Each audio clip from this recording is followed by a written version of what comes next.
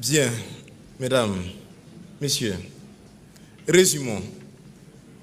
Et pour ce, nous allons vous présenter l'incarnation même de la dite littérature africaine, l'enfant noir.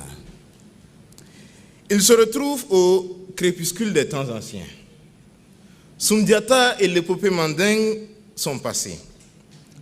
En attendant le retour des bêtes sauvages, l'enfant noir s'est perdu. En fait, ce qui l'attend, c'est l'étrange destin de Wangrin. Il ne le sait pas encore, mais désormais, les bouts de bois de Dieu sont plantés sur une terre somnambule. L'aventure ambiguë aura lieu dans une ville cruelle. C'est un piège sans fin. Les soleils des indépendances ne brillent plus. Même le vieux nègre n'aura pas sa médaille. Son seul souhait, c'est de rentrer chez lui et de rédiger le cahier d'un retour au pays natal, ou encore une si longue lettre. Il n'a plus même le moindre souvenir du regard du roi. Il prie avec beaucoup de foi, mais hélas, Allah n'est pas obligé. Même s'il fait la grève des battus. Ce que nos amis défendent ici, c'est l'enfant noir. Pour ce, il faut le reconnaître, ils ont utilisé de beaux mots, comme un nègre à Paris. En vérité, il me rappelle l'antériorité des civilisations nègres. Quand je les entends défendre ainsi la raison d'exister de la littérature africaine, une seule chose vient à répondre. Le monde s'effondre. Le monde s'effondre sur la prétendue littérature africaine.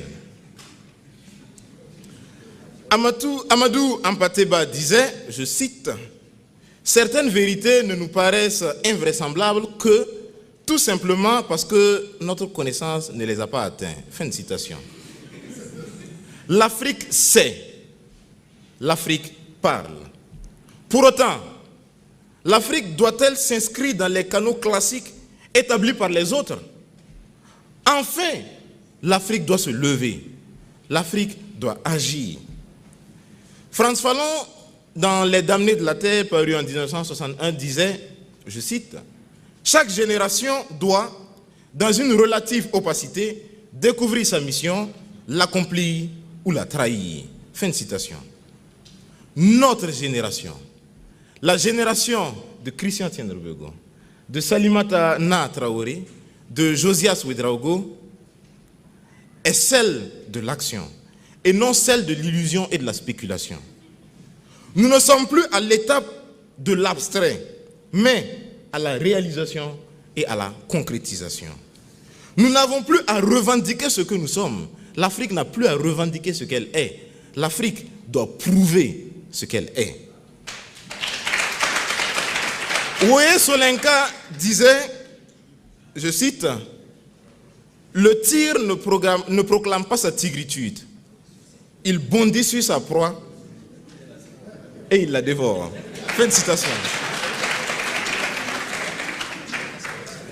C'est ce que l'Afrique doit faire. Je vais terminer en rappelant Jean de La Fontaine, parlant de la cigale et de la fourmi. Et allons à la fin. L'histoire n'est pas prêteuse. C'est là son moindre défaut. Que faisiez-vous au temps chaud quand tous agissaient, demandera-t-elle à l'Afrique. L'Afrique, ou du moins cette Afrique, répondra, j'écrivais, je faisais de la littérature. Et l'histoire répondra avec ironie et sarcasme, et bien maintenant, lis.